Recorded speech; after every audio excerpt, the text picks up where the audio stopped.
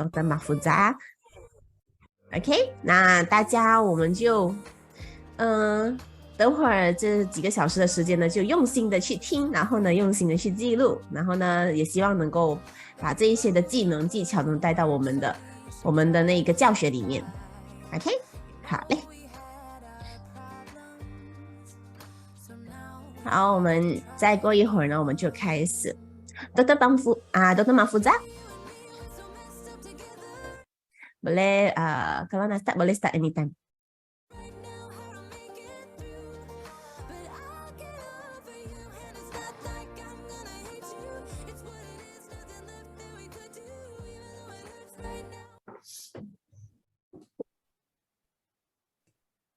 Sekejap ya.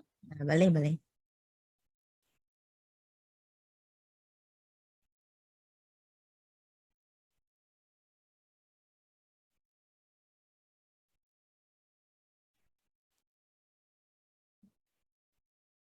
Okay.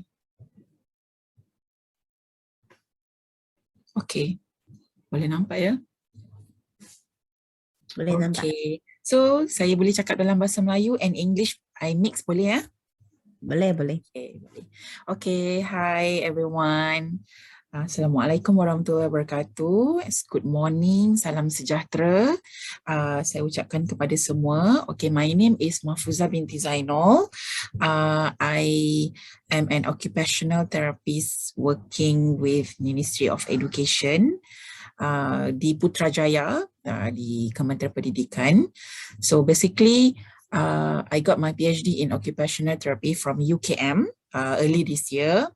I also got my master's in special education from UKM in 2015, and then I did my diploma in education in IPG Ilmu Khas Ceras KL 2011.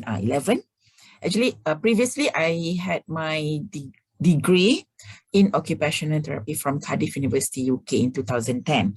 So that is my academic background, and I would like to introduce my certification. I'm a handwriting specialist certified from Learning Without Tears. My certification number is 2162. Okay, ini actually I got sponsored by UKM under Postgraduate Grant Award. When I did, because my PhD study is about handwriting. So anything pasal handwriting, I learned in my PhD and also got specialist during my PhD study in 2021. And then I also a certified sensory integration certification from University of South California in 2019. This one, sensory integration certification, I did within 1 year. I need to complete like 5 modules. Ada exam, ada sensory tasks and everything I need to do. So I complete this within 1 year. Okay, and then I am also a training of trainer, TOT, from Ministry of Education. And this is recognized by HRDF, if you are familiar with, Human Resource Development Fund, HRDF. I also got this in 2019. Okay, so I understood that you have several questions given to me by Carol. Carol ada bagi tahu saya you want to know about special needs as a whole in Malaysia. So saya explain sedikit ya. In Malaysia, kita ada 6 kategori special needs children, 6 kategori. Kena faham ini because this 6 kategori kita ada vision, kurang upaya penglihatan, visual. So ini murid yang buta, yang rabun, so everything in this category. And then pekak, kurang upaya pendengaran, yang ada hearing impaired.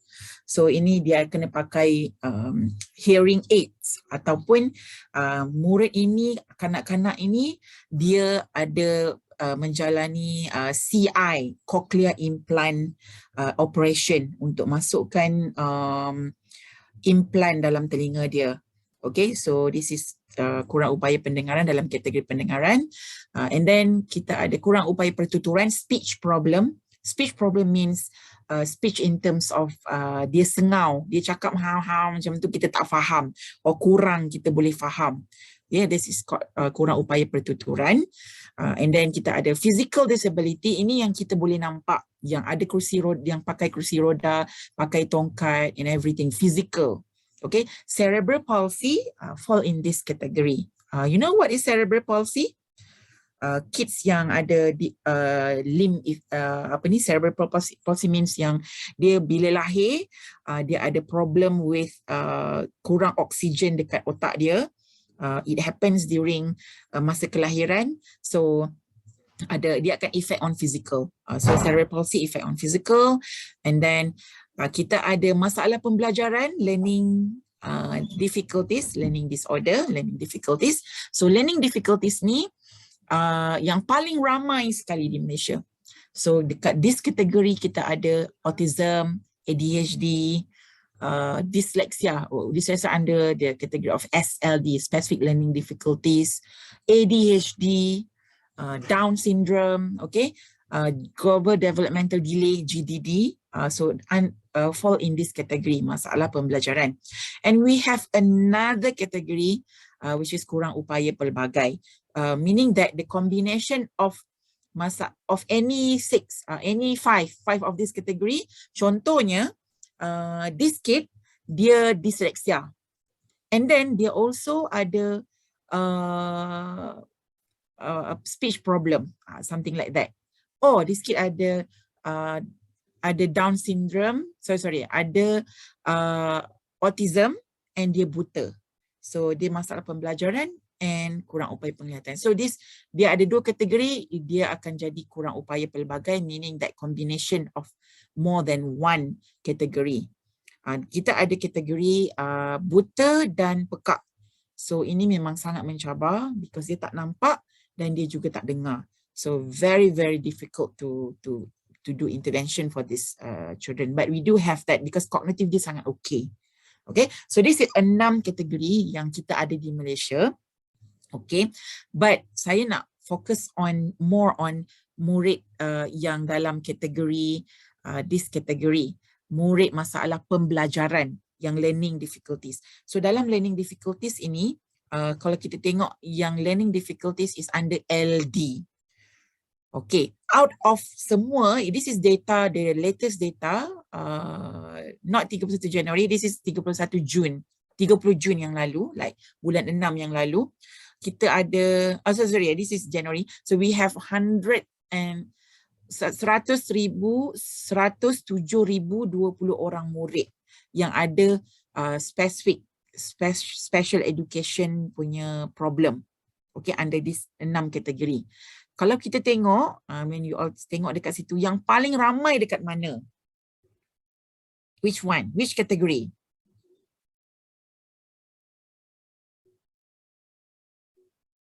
Learning disability. Yeah, learning disability. How many? 89,000.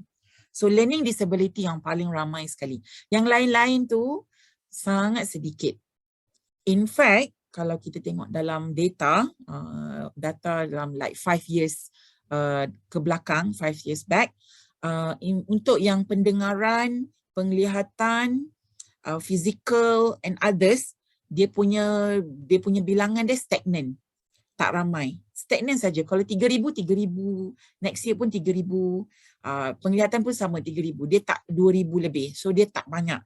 But yang paling meningkat is LD, learning difficulties, masalah pembelajaran. That one yang paling cepat sangat meningkat, 89,000, and in fact sekarang dah Jun, sekarang dah August, dia dah jadi 110,000 murid-muridnya bilangan dia.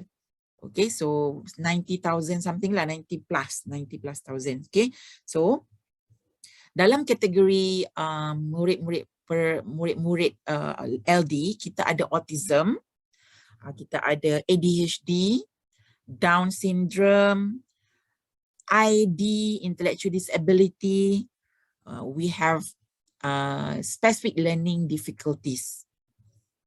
Okay, so kita ada 6 kategori in specific on learning difficulties. So memang ramai. Okay, untuk I want to talk about autism first because maybe kita akan encounter these learning difficulties. Biasanya kategori yang neurodevelopmental punya kategori. Neurodevelopmental category means that dia lahir normal, typical. Okay, so kita tak nampak dia ada cacat apa-apa. Dia typical saja, macam kids biasa. But dia ada neuro problem, meaning that dia akan ada issues in terms of motor skill, developmental, motor skill, fine motor skill, gross motor skill, cognitive ability, speech problem, and also personal social interaction, personal social communication, personal social meaning that tingkah laku, the behavior is macam pelik daripada kanak-kanak biasa. Dia ada tantrum yang berbeza daripada typical kids.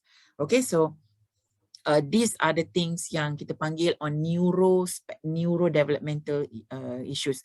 So on neurodevelopmental, sebab dia lahir normal, so many parents tak perasan ini. So many parents tak perasan kalau dia akan anggap just that delay sikit saja. Especially on neurodevelopmental punya issue. So inilah yang kids yang dia terpaksa join typical kids with having difficulties. Yang ini yang kami di Kementerian Pendidikan having problems. I do a lot of screening with kids as an occupational therapist. So kita buat screening, kita encounter bila kita buat screening, oh dia memang ada problem. Dia lambat baca. In fact, kalau ikut reading punya program, reading development, seseorang kanak-kanak boleh membaca, perlu dapat that reading skill by the age of 9 years old, bukan 6 years old, 9. Okay, tetapi what happened to this kid, even dah umur 9 tahun, mereka masih belum boleh baca. In fact, dah 11 tahun, 12 tahun belum boleh membaca. So this is the kids yang kita nak tengok on neurodevelopmental punya problem on the screening part kita akan buat. So I want to talk about autism first. Autism, okay, kita ada 3 functional level of autism. Kalau autism, bila kita tengok kids with autism, kita akan tengok autism ni dia is about spectrum. Autism spectrum disorder, ASD. So autism punya kids, dia ada level 1, 2, 3. Okay, so level 1, 2, 3, meaning that yang paling very minimal support is level 1. Ini yang kita nampak dia macam boleh mingle around with us. Okay, ini tak perasan pun dia ada autism, but ada features dia ada nampak macam autistic. Second one is level number 2 is requiring substantial support. Yang ini sometimes parents pun dia rasa macam anak dia boleh go for mainstream classes. Okay, so teachers akan nampak benda ni. Tapi require substantial support. Perlu duduk sebelah dia. Okay, perlu 1-to-1 banyak lebih. Even level 2 dia ada issues on sensory juga. Sensory meaning dia tak boleh dengar bunyi bising sedikit, dia triggered, easily triggered. Or dia akan macam yang something yang macam dia cepat tantrum. Especially kalau autism, dia akan very highly sensitive on the auditory. Kalau bunyi budak nangis sikit, dia pun dah macam gelisah, dia macam dia pun cannot. Or maybe it coming from the environment, tactile, tak boleh kena sentuh. Or maybe the tactile defensive. Okay, so ASD level 2. Yang ini parents kadang-kadang akan ada nampak lah benda-benda ni, tetapi dia sometimes dia ignore saja. Okay, so and then level 3, level 3 ini yang memang sangat kita nampak dia memang tak boleh pergi sekolah. Dia akan banyak bergantung pada ubat, requiring very substantial support. Yang ini yang dia akan sangat easily distracted, dia akan ketuk kepala dia. Or dia akan very macam, dia akan macam triggered, very easily triggered. Dia tak boleh salah sikit. Okay, and then dia very picky eater, dia hanya makan the same food saja. Okay, so dia ada level 1, 2, 3. So meaning level 3 sangat-sangat tak boleh macam susah untuk kita nak handle dia dekat sekolah. Level 2, level 1, level 2 memang kena one to one.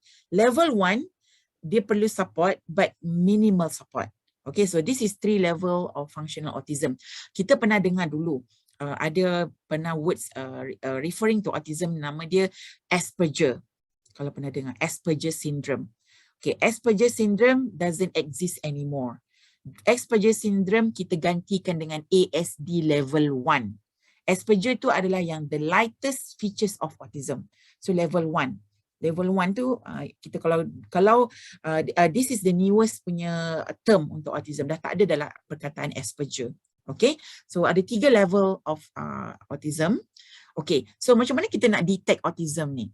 So sometimes kita as teachers, I know that you are doing intervention, one-to-one intervention kan. So sometimes kita boleh perasan these features dekat kita punya kids tu kan. Oh, dia ni macam ada autism, very easily triggered. Kemudian ada issues lagi lah yang kita rasa macam oh something different from other kids macam tu. Okay, so untuk diagnosis untuk autism, first kali kita boleh detect dia as early as 18 months. Dia ada dua tahap untuk kita nak screening for autism. The first step is 18 months, setahun setengah. 18 bulan, 18 months, kita dah boleh detect. Okay, tapi sometimes most of the kids dia lepas 18 months. Kita akan buat lagi sekali at the age of 3 years old. 3 tahun. 3 tahun, sometimes features autism akan appear before 3 years old. So ada dua stage ini. Yang ini ada early stage of screening, early detection of autism. So macam mana kita nak detect ni? Kita akan refer to developmental checklist. Okay, dekat Malaysia kita ada Kementerian Kesihatan Malaysia. They have their own checklist. So dia akan follow. Checklist tu nak dapat mana? Kalau kita parents, kita ada bersalin kan, kita parent, kita bapa ke, kita ibu ke, kita bersalin, anak kita akan go through doktor punya ni semua, anak kita dapat satu buku pink for kanak-kanak perempuan, buku blue buku untuk kanak-kanak lelaki yang ada immunisation semua tu lah, yang ada vaksin semua tu yang kita kena follow. Okay, so that is kita akan ikut dia punya KKM punya, Kementerian Kesihatan punya developmental checklist. So dekat situ KKM akan screen dekat 18 bulan and 3 tahun. Okay, so normally parents dah tak bawa anak pergi klinik untuk check up selepas dah habis semua vaksin. Dia dah complete vaksin, buat apa lagi pergi klinik? Tak payah lagi dah. Okay, so dia dah tak pergi, dia dah stop. Dia rasa anak dia normal semua kan, stop. Tetapi dia pergi hantar ke center-center untuk reading, center untuk academic, lepas tu masuk sekolah. Then dekat situ nanti kita akan sangkut dekat sekolah dia, because there's something different bila kanak-kanak ni bila pergi sekolah, dia akan nampak beza dengan kanak-kanak lain. So itu dia punya flow dia. Dekat sekolah kita akan ada satu lagi screening dekat, tapi kita tak buat 7 tahun, kita akan buat masa darjah 3, 9 tahun. So our team, my team, I'm occupational therapist, kita ada clinical psychologist. Nanti I cerita apa peranan-peranan all this multidisciplinary team untuk buat screening. Okay, so kita check on developmental tu, and then kita akan refer untuk autism. Kita kena check dia punya telinga, because audiologist akan check telinga, because kanak-kanak autism dia non-verbal. Normally biasanya dia akan non-verbal, dia tak cakap. Dia cakap echolalia, dia akan ikut balik apa kita cakap kan. So kita nak tengok telinga dia kena clear, boleh dengar. In fact kalau tak boleh dengar, kena refer untuk pakai hearing aid. And then tengok mata, ophthalmology, audiologist, ophthalmologist kena follow. This is the step. Sebab tu kalau nak buat screening untuk nak buat assess diagnosis for autism akan ambil masa yang lama. So early detection, kalau you perasan dekat anak yang datang dekat you, kena consult parents. Early detection akan bagi proper intervention untuk dia. Okay, so and then dia akan require OT, occupational therapy assessment. Occupational therapy assessment akan check dia punya sensory issues. Sebab ada isu yang kadang-kadang dia akan rasa macam tak boleh on the auditory part, tak boleh bising. And ada lagi banyak, so many things yang akan, dia akan ada issues on sensory. Okay, so after that, kita akan refer untuk clinical psychologist. MCHAT screening tu, yang number 3, step number 3. Step number 3 is yang saya cakap tadi, yang 18 months dengan 3 years old. Okay, so 18 months dia akan buat MCHAT, biasanya lepas. Biasanya tak ada masalah. But dia datang lagi sekali untuk 3 years old, dia biasanya kalau ada features autism, dia akan sangkut dekat sini. MCHAT screening ni. So bila dapat MCHAT screening ni fail, terus akan refer kepada clinical psychologist or child psychiatrist or developmental specialist. Okay, so apa yang mereka buat? Apa clinical psychologist buat? Mereka akan buat cars, bukan cars kereta. Cars meaning that untuk autism punya features, kita nak check. So dia akan buat. Sebab umur dia belum sampai 6 tahun. So dia akan guna instrumen-instrumen ni. So hanya clinical psychologist saja yang boleh buat. And then diagnosed by developmental specialist or child psychiatrist. Actually pediatrician tak boleh buat apa pun dekat sini.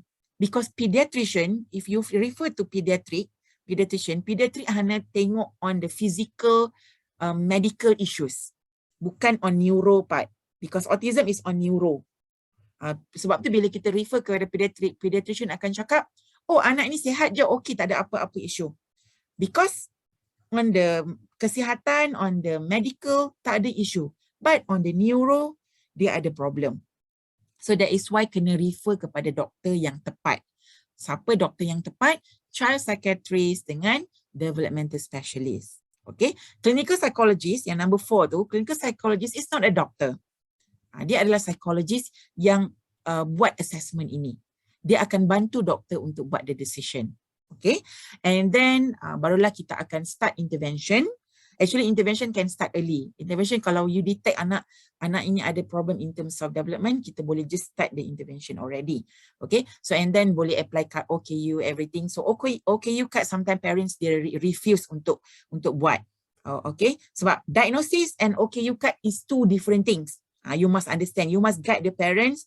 Diagnosis is anak you ada autism ke, Down syndrome ke, dyslexia ke, intellectual disability ke. That is diagnosis. OKU card is something different. OKU card is you apply your for OKU from Jabatan Kebajikan Masyarakat to get all the benefits. Okay, kalau anak kita, kalau seseorang kids tu ada diagnosis, it doesn't mean dia ada kad OKU. Parents yang kena apply. Doktor akan suggestkan untuk apply. Because ada banyak benefit bila ada kad OKU. Tapi kalau tak nak apply kad OKU, it's okay. No problem. It's just that dia tak dapat allowance. Sebab kad OKU, dia akan dapat allowance, monthly allowance from the government. How much? 150 per month. Tapi ada parents yang kaya raya, dia kata, oh 150 per month. Celah gigi saja. Boleh pergi makan KFC satu family. Habis macam tu saja. Kan? But kita government bagi bantu because I have experience kanak-kanak kids yang dah besar, parents dia kaya lah, okay? Kaya. Dia kata dia ada anak dia ada OKU, anak dia autism yang high functional, level 1. Tapi ada kad OKU, bila umur dia, government akan bagi sampai anak tu umur 21 years old. So bayangkan 150 starting from dia dapat kad OKU tu sampai 21 years old, how many dia ada, berapa puluh ribu dia ada. So banyak kan dia ada. Okay, so sampai 20,000, 20,000 yang saya tengok yang parents dia simpan tak guna langsung lah. The allowance sampai 20,000 lebih. So dia boleh guna untuk education. Okay, with kad OKU. Dengan ada kad OKU. Tapi kalau tak ada kad OKU, no allowance. Okay. Alright. And then bila dia kerja nanti, dia akan dapat an allowance, additional allowance from the government. 400 ringgit. So meaning that kalau dia bekerja, okay, so dia apply, dia ada kad OKU, dia apply dengan Jabatan Kebajikan Masyarakat, dia submit all the forms, dia akan dapat additional 400 ringgit from the government monthly, okay, bukan yearly, monthly. So berapa banyak duit dia boleh dapat kan, boleh simpan. Okay, with card OKU. So that is the process untuk detection of autism. Because saya yakin sangat, memang sangat ramai. Autism is great increasing in numbers sekarang. Okay, tetapi parents yang denial. I know that parents, so many parents denial because saya pun dealing with parents yang sangat-sangat denial. Okay, dia kata dia rasa anak dia okay, just that slow saja, speech problem saja. So itu dia punya banyak isu yang itulah yang kita ni. And then global developmental delay, GDD. Ini global developmental delay, banyak parents yang dia rasa anak dia slow saja, jalan lambat, cakap lambat, okay, dia tak bawa pergi doktor. Tetapi sebenarnya bila bawa pergi doktor, doktor akan diagnose as GDD, Global Developmental Delay. Because the Global Developmental Delay akan ada isu on the speech, social skill, cognitive, dia tak boleh nak execute our instruction. Kita bagi arahan dekat dia, dia macam blur. Dia macam tu. So there is might fault. Ini GDD untuk anak kids yang below 6 years old. 4, 5, 6. Biasanya akan nampak that this one. Actually GDD appear early. 2 tahun kita dah boleh tengok dia mungkin GDD because dia lambat jalan. Lambat cakap. Lambat bercakap. 1 year old, no speech, no word coming out from the mouth. So mungkin dia ada GDD, Global Developmental Delay. Ada issues on fine motor skill. 4 tahun, 5 tahun, 6 tahun tak boleh pegang pensel lagi. Pegang pensel pun macam ni. Pegang pensel macam ni. So this is the issues. So umur 4 tahun boleh pegang pensel macam ni ya, tripod grip. Tapi kalau lambat pegang pensel, might be ada global developmental delay. Tetapi parents rasa macam anak dia okey sebab fizikal tak ada masalah. Comel, ada tangan cukup 5 jari, kaki boleh jalan. So dia rasa anak dia normal. Okay. So but ada issues on speech, ada issues on fine motor skill, issues on sensory, lambat bercakap. So memang akan perlu ada diagnosis on global developmental delay. So this is the things yang kita akan tengok on developmental milestone. Kalau ada isu delay in this, so kita akan refer untuk doktor diagnose global developmental delay. So siapa doktor yang boleh diagnose? Pediatrician ke? No. Pediatrician hanya tengok on the medical aspect. But yang akan diagnose adalah child psychiatrist or developmental specialist. Kena jumpa doktor yang tepat. Okay, so this is the senarai semak perkembangan SSP from Kementerian Pendidikan Malaysia. Kita pun ada guideline. Okay. Okay, so untuk nak diagnose GDD kena ikut carta developmental milestone. But ada parents dia rasa anxious. Oh, anak saya banyak lagi ketinggalan ini tak boleh buat, ini tak boleh buat. So apa saya nak buat, terus kena diagnose ke? Okay, no. Tak perlu diagnose lagi. Kita allow 3 hingga 6 bulan untuk dia bagi intervention, untuk kita beri intervention. So teachers akan bagi intervention based on developmental milestone apa yang dia tak dapat. So kita akan buat training lah kepada teachers and kita akan beritahu parents, you kena capai, anak you kena capai this skill within 6 months. After 6 months kita reassess balik, guna benda yang sama, tak capai juga, so then baru kita follow untuk kita refer untuk diagnosis. Okay, bukan kita terus refer, kita akan bagi masa dulu. Okay, so biasanya kita akan refer, ini saya ada bagi 2 option ya. Option yang untuk parents yang mampu kaya untuk pergi ke private, and option yang parents yang so-so dia punya economic status dia and dia prefer yang tak payah bayar apa-apa.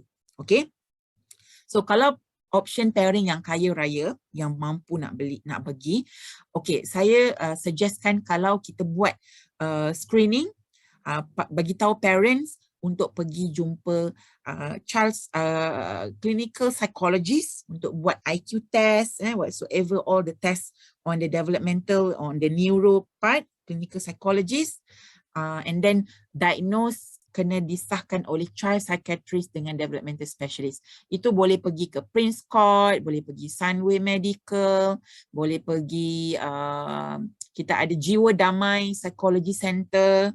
And then kita ada WQ Park. Ini yang center-center private yang boleh cepat dapat diagnosis. Okay, so that is very important untuk bagi tahu parents pergi klinik yang tepat, yang ada developmental specialist, yang ada child psychiatrist, yang ada clinical psychologist. Okay, tetapi untuk parents yang dia rasa macam dia tak nak bayar lebih, because satu session harganya, ini saya bagi tahu harganya boleh sampai up to RM1,500. Starting dia maybe paling rendah yang saya pernah dengar 500 per session. Per session mean that 45 minutes to 1 hour. RM500. But bukan sekali je kena jumpa, a few times. Okay, so biasanya 500 to 1,500. That is the cost untuk per session untuk jumpa.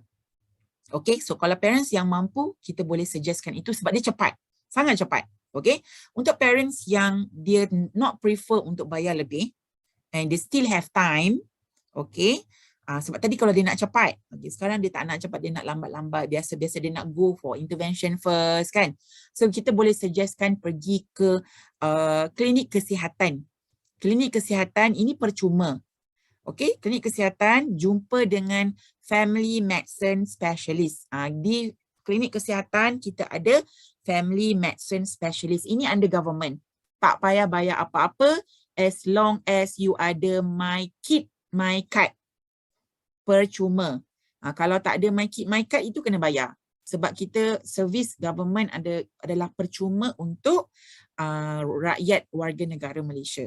Okay, so itu yang percuma. Okay, so boleh bagi tahu parents lah. Okay, and then kita ada intellectual development disorder iaitu IDD. Yang ini apabila kita tengok kids tu, dia dah lepas daripada umur 6 tahun. Dia lepas 6 tahun, tapi dia nampak slow progress. Progress dia sangat slow. Kita bagi arahan pun macam tak berapa nak faham. It might be dia ada intellectual developmental disorder. Yang ini kena buat IQ test. Okay, you all pernah buat IQ test tak? Kalau IQ test, bila kita buat IQ test, kalau markah kita, skor kita bawah 70 IQ test, 70 mark, you boleh apply kat OKU.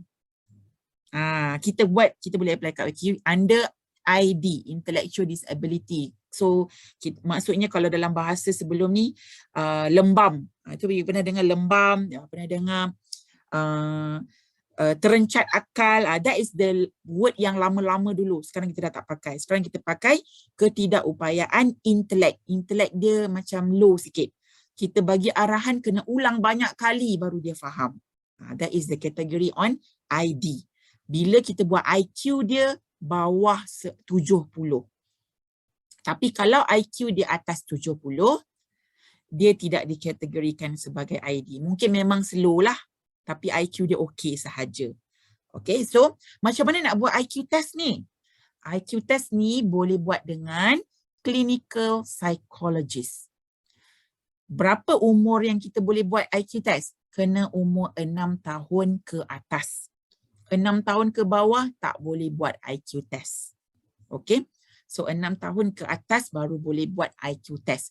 Boleh jumpa clinical psychologist. Boleh pergi ke Prince Court Medical kalau yang berbayar. Boleh pergi ke Jiwa Damai Psychology Center. Dia ada banyak cawangan. Boleh pergi ke WQ Park Rehabilitation Center. Ini yang faham, clinical psychology yang faham untuk IQ test. Okay, dan di hospital kita, di hospital, government hospital pun ada clinical psychologist untuk kita buat. Tetapi kena ada referral untuk pergi ke sana. Okay, alright. So untuk ID, intellectual disability, memang, sekejap ya. Sekejap ya. Sekejap ya.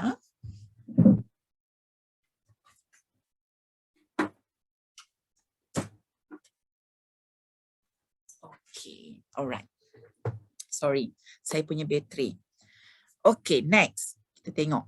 Specific learning disorder. I bet ada ramai sangat yang kita jumpa kanak-kanak yang under this category, specific learning disorder. Meaning that, specific learning disorder ni, dia punya otak dia boleh faham apa yang kita cakap. And then, kalau kita bagi arahan, dia boleh faham. Tapi bila suruh baca, out. Suruh kira, out. Tak boleh.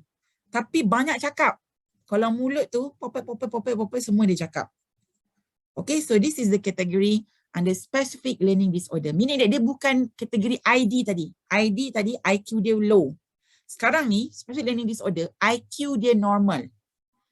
IQ dia normal, okay? So IQ dia normal dan dia hanya ada masalah dalam pembelajaran, on academic sahaja. Ada 3 jenis SLD. Okay, 3 jenis SLD. The first one is dyslexia. Pernah dengar tak dyslexia? Kan? Sangat widely known. Okay, dyslexia. Dyslexia is having problem with reading, spelling, anything with words. Dyslexia. Okay. The second SLD is dysgraphia. Anything to do with writing. Anything to do with copying from board to paper. That is dysgraphia. Okay. Ini pun ada isu ni dekat sekolah. And then, the third SLD is dyscalculia. Trouble with maths. Tak boleh kira, congak-congak dekat atas kepala, dia out. Tak boleh. Dia kena macam guna calculator. Macam tu. So, these 3 fall under the category of specific learning disorder, SLD. Okay. So, which one is which kalau kita nak kenal pasti anak-anak ni? Biasanya kalau SLD, biasanya doktor akan just tulis dyslexia sahaja. But kanak-kanak ni tetap akan ada issues on dyscalculia and dysgraphia. They come with package. Tapi ada kids yang dyscalculia dia okey. Kalau kira duit okey, tak ada masalah. Baca je problem. Okay. But sometimes menulis pun ada issues yang lambat. So itu kita panggil specific learning disorder. Specific learning disorder, IQ-nya normal. Tapi bila dekat sekolah, dia akan duduk kelas paling belakang sekali. Sebab dia lambat. Tak boleh baca. Tak boleh kira. 3M tu. 3M tu dia out. Okay. So specific learning difficulties ni, SLD ni, semakin ramai di Malaysia. Semakin ramai. I don't know why. Maybe because of our lifestyle. Maybe because of our food. Tapi the most important thing is SLD is genetic. Genetic means that it runs in the family. Maybe parents dia ada sikit, so anak dia ada. Maybe adik-beradik pun semua ada. Okay, sometimes it happens. Or maybe dia memang kadang-kadang memang sometimes kalau dyslexia dia hanya dyslexia sahaja. On dyscalculia tak ada, on dysgraphia pun tak ada. Okay, so SLD ni is something yang kita kena tengok betul-betul because they are normal kids. Normal. Okay, IQ test kalau kita buat dekat dia adalah 70 ke atas. Okay, so normal. So ini yang kita nak bezakan dengan ID tadi, intellectual disability and SLD. Dyscalculia SLD ni dia memang sangat okey, tak ada masalah. Cuma problem with academic sahaja. So ini sometimes menjadi kekeliruan. Yang ini juga parents, dia tak nak apply kad OKU untuk anak dia. Because dia rasa anak dia okey. But this SLD boleh apply kad OKU, boleh dapat the duit allowance RM150 satu bulan. Ambil je. Kalau government tu bagi, ambil je. Apply je kat OKU because you ada diagnosis. Tapi you tak payahlah tunjuk, oh anak I OKU. Tak payahlah macam tu. So you guna benefit saja. Ambil je duit tu. Because nanti bila dia in the future, dia akan dapat banyak benefit in terms of belajar dekat college. Dia akan dapat, kalau tengok dekat website Jabatan Kebajikan Masyarakat, dia boleh dapat up to 20,000 per year kalau dia belajar dekat college tertentu. So this is in terms ikut terms yang dah under JKM. So kalau government bagi tu, siapa-siapa pun memerintah sebab nak pilihan raya sekarang kan, you ambil saja. Okay, apply saja. Tapi you tak payahlah tunjuk-tunjuk. Sometimes saya bagi tahu parents macam tu. Dia terasa takut dia nak apply anak dia kat OKU. Because dia rasa macam, oh anak dia bukan OKU, bukan anak dia normal. Sebab OKU pada dia adalah physical OKU. But no, okay, kita kena buang semua tu. Your kids entitled for OKU, apply saja. Okay, SLD memang boleh apply. Okay, so this is benda-benda yang I nak beritahu cikgu-cikgu, ya lausha semua, okay, lausha semua. Okay, ini kids yang kita akan jumpa pada kita. Saya pun I'm a teacher also because I have I pernah ajar special needs children dekat sekolah. Okay, despite of having occupational therapy punya degree lah. So I am a teacher. So memang kita nampak benda ni dekat sekolah. Okay, so I remind again, yang paling ramai sekali is under kategori learning difficulties, masalah pembelajaran. Ini yang paling ramai sekali. Dan yang OKU yang tak nampak tu, that there are OKUs but they are on neuro punya OKU, neurodevelopmental disorder. So yang ini yang parents ramai denial.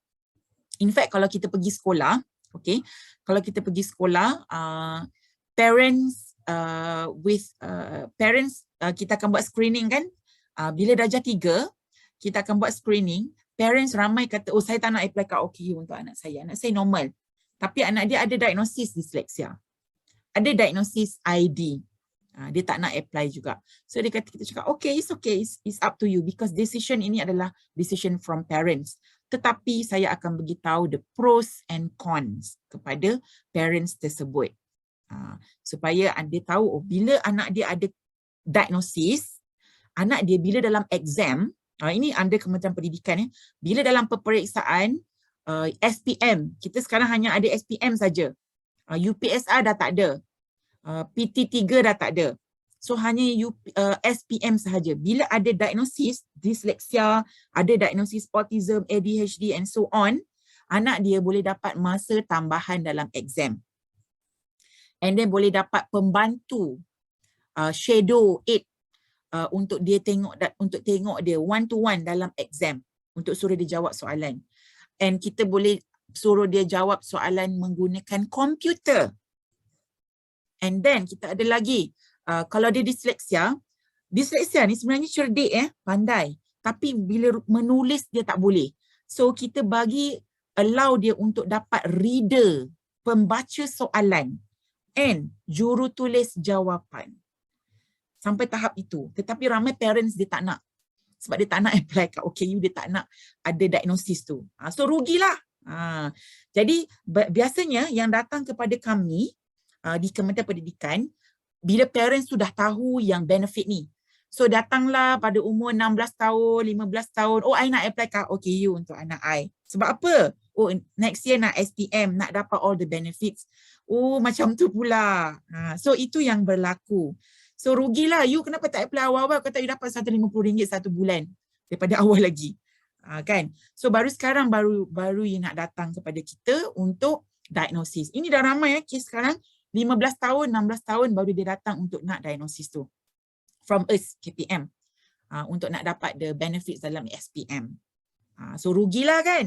Patutnya dapat awal, kenapa you datang lewat? Okay. Tapi kita akan buat prosedur macam biasa. Okay, kita akan check dia punya telinga, kita akan check all the process, the screening process. Kalau dia layak dapat, baru kita bagi. Kalau dia tak layak, kita takkan bagi. Walaupun kadang dia rasa anak dia slow kan, nak dapat the time dalam exam. So itu benda-benda yang ramai parents tak tahu. Okay, so sebab itu saya selalu bagi tahulah, kena bagi tahu parents. Okay, ini ada peta Malaysia. Okay, dekat peta Malaysia ni, itulah di mana saya boleh jelaskan. We have Center for Government Center under Kementerian Pendidikan for Special Needs Center. Kita panggil Pusat Perkhidmatan Pendidikan Khas 3PK. Macam kita ada OT is occupational therapy, terapi cara kerja. Kita ada psychology, clinical psychology kita ada untuk buat IQ test. Kita ada speech and language therapy. So kita boleh buat that. Kita boleh buat saringan, screening. So kalau mana-mana lausha-lausha yang ada di satu Malaysia boleh refer kepada center-center yang ada di Malaysia ini. Setiap negeri ada kecuali KL, Negeri Sembilan and Labuan. So kalau KL dengan Negeri Sembilan boleh refer ke Putrajaya or Selangor. Kita akan bantu. Or kalau Negeri Sembilan tu boleh refer dekat Melaka pun boleh. Negeri sebelah. Okay. Kalau Labuan, refer kepada Sabah. Kalau dekat Labuan. Okay. So nanti saya akan bagi contact number person in charge, sebab yang ini kena bawa anak ni, yang kena bawa pergi ke tempat-tempat kami ni with parents consent. Tak boleh teachers yang bawa. Kena parent, kena bagi tahu parents, boleh tak you pergi center ni percuma, servis kami percuma. Okay, sebab we are government. So kita akan buat screening ni. Screening yang OT, kita akan buat on psychology, IQ test. Kalau kita ada clinical psychologist, kita akan buat IQ test. So kita akan buat report. So report ni boleh bagi kepada doktor untuk sahkan. Tapi with parents consent. Biasanya cikgu, ini dah banyak kes tau. Cikgu tadika bagi tahu parents suruh datang kepada kami. So parent bawa kita buat, tapi report tu dia tak bawa pergi doktor. Dia tak nak sahkan sebab kami bukan doktor. Yang mengesahkan diagnosis is doktor. Doktor meaning that doktor dekat FMS tadi, dekat klinik kesihatan, or doktor yang dekat child psychiatrist or developmental specialist. Kami akan buat bagi cepat the process. Tapi itu biasanya parents dia tak nak. Itu yang saya cakap lah, dia datang kepada kami. Tapi bila nak action yang seterusnya, dia tak nak sahkan dan dia deny all of our assessment. Tapi itu kami biasanya kami akan pujuk dia lah. Kalau you nak benefit ni, you kena pergi buat diagnosis tu. And then lepas tu 5-6 tahun kemudian dia baru datang lagi. Sebab dia nak cut OKU tu sebab nak ambil yang masa tambahan dalam exam and all the benefits during the exam. Itu biasanya yang berlaku lah. Okay. Tapi kami boleh bantu bagi report. In terms of OT, in terms of psychology and everything. Okay, so saya cerita sedikit what we do. So this is all the multidisciplinary approach yang kita buat di center-center yang ada di Malaysia tadi tu. Occupational therapy, psychology, speech therapy, academic intervention pun kita buat, and audiology. Basically kita fokus on assessment. Sebab intervention, parents boleh dapat daripada luar. Dia boleh pergi ke center-center, academic center, enrichment center, dia boleh pergi ke sana. But untuk assessment, kita akan bagi kat sini. Okay, antaranya lain lagi, this is our therapy room. Kita buat one-to-one, kita buat group, okay. And then kita ada sensory integration room untuk kita tengok sama ada dia okay tak sensory dia. Sometimes kids dia ada issue sensory, dia tactile defensive, dia ada proprioceptive issue, maksudnya dia punya body okay, sangat light. Kita panggil low tone, muscle tone dia low. Nak pegang pensel pun susah. Dia macam very light, pencil dia pegang tu very light. That is the issues with sensory. So kita akan test dia dekat dalam ni. Dia bergerak macam mana, dia merangkak macam mana. So itu kita boleh detect from sensory integration room ni, dia akan buat aktiviti ni. So OT, occupational therapist akan observe. Okay, dia boleh tak? Or maybe dia boleh tak buat macam ni. So, something kita akan tengok kalau you all buat dekat jari, okay, buat macam ni. So you all buat sequential, finger sequential. Sentuh semua ibu jari. Okay, sometimes ada kids tak boleh buat. Dia akan jadi macam ni, akan jadi macam ni. So this is the sensory issues on the proprioceptive part. And also ada issues on the vestibular. Vestibular means dia tak boleh balancekan badan dia. Or maybe dia ada flat foot. Kalau you perasan flat foot, you tahu flat foot, kaki dia tu tak ada arch. Dia macam bila jalan tu dia macam zoom, macam dinosaur punya jalan.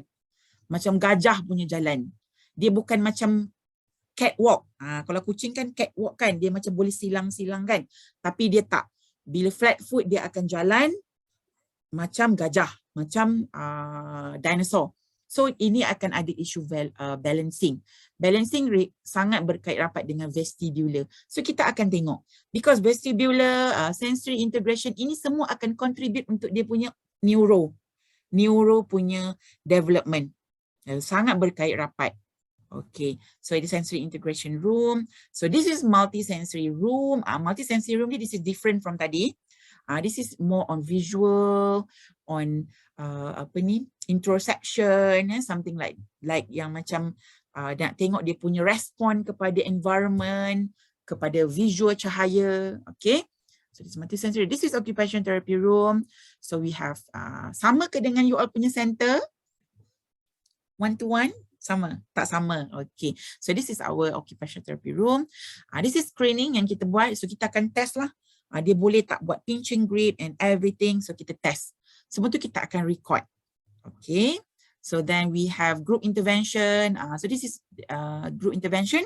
Kita buat macam-macam lah. Activities on physical semua. And then we have joint therapy session. Joint therapy session ni meaning psychology akan join dengan occupational therapy untuk tengok dia punya tingkah laku, maybe sensory part, or maybe fine motor skill part. Okay, so join therapy session. Meaning that ada dua terapis, satu budak. This is joint therapy. So dua terapis ni akan tengok satu budak ni. OT seorang, speech seorang, tengok dia. Okay, boleh buat joint therapy session. This is joint therapy session. Okay, then kita ada teacher parent training. So kami pun pergi ke sekolah untuk bagi training kepada parents. Like this lah, kita bagi tahu kan, okay, cikgu kena buat apa, parent kena buat apa dekat rumah, so that dia boleh synchronize dengan kita punya. Because untuk teaching, untuk any intervention, kita kena dapatkan komitmen parents. Kalau parents tak boleh bagi komitmen, kita saja, teacher saja, dia akan jadi lambat sedikit. Yeah, okay. So then we have teacher training again. Any training kita bagi, kita akan guna banyak visual support. Okay. Dan kita pergi ke sekolah, school support service. Bila pergi sekolah, kita akan tengok on dia posture dalam kelas, position dia dengan cikgu macam mana. So ini yang kita akan tengok. So bila kita tengok ni, kita akan suggest kepada teacher, oh teacher, position budak ni tak boleh macam ni sebab dia tak dengar, sebab mata dia macam ni. So dia kena menghadap teacher macam ni. Dia kena duduk dekat sini. So kita akan bagi macam tu, support. And then kita akan masuk dalam kelas, kita akan tengok dia pakai kasut dekat sekolah. Kita akan tengok dia dekat kantin masa makan macam mana. So this is support service in school. We do this in our school, government school. Ini kita masuk dalam sekolah, dalam kelas, kita tengok dia duduk. Nampak kan yang ada murid yang ada kursi roda tu. So kita tengok dia okey tak nak belajar dalam kelas. Tengok dia duduk dekat belakang. So we tak boleh lah macam ni. Dia ada isu soal tangan, nak tulis lambat semua. Dia kena duduk dekat depan. So and then tengok kursi roda dia tu sometimes tak fit nak masuk dalam meja. Sebab meja dekat sekolah kita kan ada drawer. So drawer tu akan jadi sangkut nak masuk kursi roda. So position dia tak function, dia kena tulis macam sangat tak function, dia tak boleh tulis dengan cepat. So dia tak boleh catch up pembelajaran dekat sekolah. So itu antara benda yang kita buat lah. Consultation with teachers, kita akan discuss dengan cikgu. Cikgu kena buat macam ni, cikgu kena buat macam ni. So kita bagi all the things lah. Okay, ini semua gambar saja, saringan. Kita akan buat sesi intervention, one to one, semua tu. And then kita akan pergi ke sekolah. So dah banyak sekolah yang kita dah pergi. Okay, sekolah lagi. Okay, and then we do consultation with the teachers. Okay, with the school administrators, guru besar. Kita akan tengok juga dekat sekolah. Okay, so ini konsep saringan. This is a screening that we do. This is yang nak bagi you all faham. This is a saringan ya. Saringan screening, cikgu boleh buat screening on academic. And then kita akan buat screening on vision, auditory, psychology, speech, and then OT. So this is the first session number 1. Itulah screening kita. And then kita akan jumpakan mereka, our report akan pergi kepada doctors, pengamal perubatan. Ini perubatan inilah yang saya cakap tadi tu, family medicine specialist yang berada di klinik kesihatan. And then kita akan panggil, kita boleh juga bagi kepada child psychiatrist, developmental specialist untuk sahkan, CHOP. Ya, betul. Anak ini, murid ini ada disleksia. Oh, murid ini ada ID, intellectual disability. Murid ini ada autism. Murid ini ada ADHD. So dekat situlah doktor akan sahkan based on our screening report. Screening report tu lah yang kita akan bagi input tu. Okay, and then barulah kita akan cerita pasal card OKU, kita akan consult on academic, sekolah kat mana yang dia yang sesuai. Biasanya kita akan suggest for special education program. But kalau dia tak perlu special needs, dia boleh je berada di aliran perdana, mainstream, tak perlu pun. Ya, kalau dia okey. In fact, kalau disleksia kan IQ dia normal kan, dia boleh saja belajar dekat aliran perdana, tetapi parents hantar dia ke kelas-kelas enrichment center untuk one to one, boleh, tak ada masalah. Okey, tapi dia ada kad OKU, sebab tu dia kena buat account BSN, sebab duit allowance tu akan masuk dekat bank simpanan nasional. Tiap-tiap bulan akan masuk. Parents pegang kad tu. So boleh keluarkan bila-bila masa. Kalau tak nak keluarkan, simpan untuk dia punya future pun boleh. Tak ada masalah. So kita akan buat semua dekat situ. So this is benda yang kita akan guide parents ya. This is doktor-doktor ni yang akan sahkan. Ini program kita. Ini audiologi akan check telinga. Speech akan tengok dia punya speech development. This is OT akan tengok dia punya balancing semualah. This is pemeriksaan mata Okay. So this is JKM akan buat kad OKU semua. Bila buat kad OKU tu akan dapat duit ya. Jangan risau. Okay, so I think kita boleh break. Saya dah habis tentang all the things yang soalan-soalan yang teacher tanya. Okay. Saya akan pergi ke yang handwriting